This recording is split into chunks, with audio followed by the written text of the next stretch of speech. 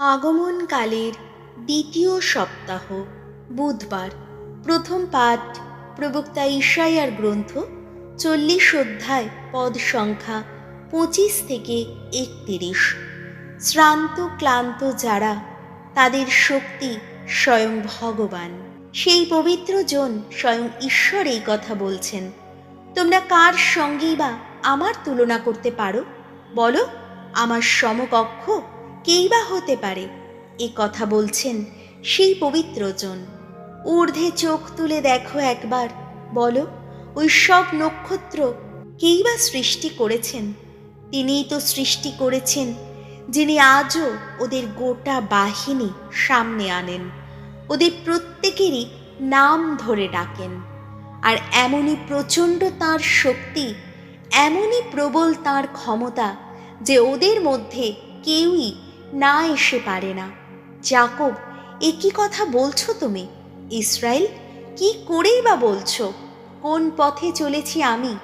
ভগবান তা দেখতেই পাচ্ছেন না, আমার ঈশ্বর ভেবেও দেখছেন না কি যে আমার ন্যায্য অধিকার। সে কি, তুমি কি জানো না? এই কথা কি শোনোনি কখনো?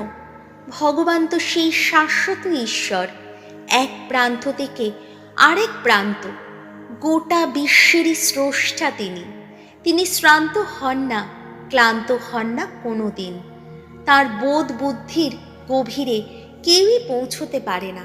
পরিশ্রান্ত মানুষকে তিনি নতুন শক্তি দেন, নতুন প্রেরণা জাগিয়ে তোলেন দুর্বলের অন্তরে। তরুণেরাও শ্রান্ত হয়ে পড়ে, ক্লান্ত হয়ে পড়ে। যুবকেরাও হোঁচট খেয়ে খেয়েই পথ চলে। কিন্তু ভগবানের ওপর আস্থা রাখে যারা, নিত্য নতুন শক্তি পায় তারা অন্তরে। ঈগলের ডানা নিয়ে তারা ঊর্ধ্বে উঠে যায়।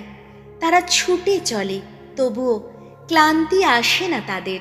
হেঁটে চলে তারা, তবুও শ্রান্ত হয় না কখনো। প্রভুর বাণী, শ্যাম সঙ্গীত ধুয়ো। প্রাণ আমার, ভগবানের স্তুতি গান করো। প্রাণ আমার, ভগবানের প্রশস্তি করো।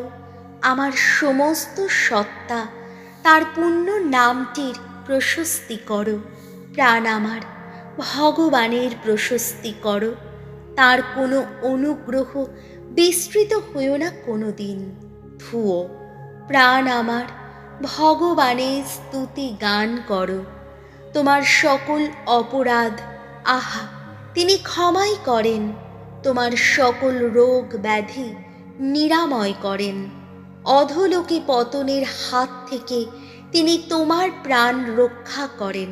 তাঁর স্নেহ, তাঁর দয়া তোমার ওপর নিত্য বিরাজিত মুকুটেরই মতো।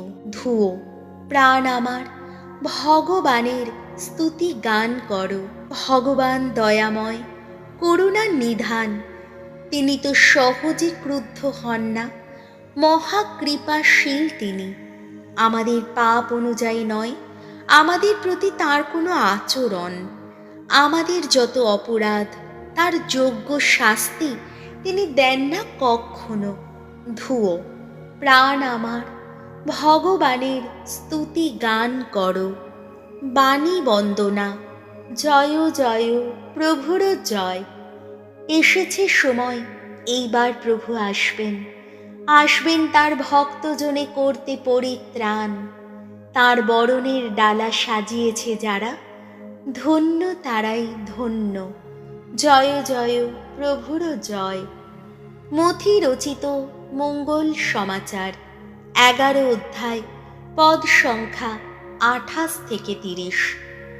তোমরা শ্রান্ত ভারাক্রান্ত যারা, তোমরা সকলেই যিশুর কাছে এসো। একদিন যিশু এই কথা বললেন, তোমরা শ্রান্ত যারা, বোঝার ভারে ক্লান্ত যারা, তোমরা সকলেই আমার কাছে এসো, আমি তোমাদের আরাম দেব। তোমরা কাঁধে তুলে নাও আমারই জোয়াল, আমারই শিষ্য হও তোমরা, কারণ আমি যে কোমল, বিনম্র হৃদয় আমি।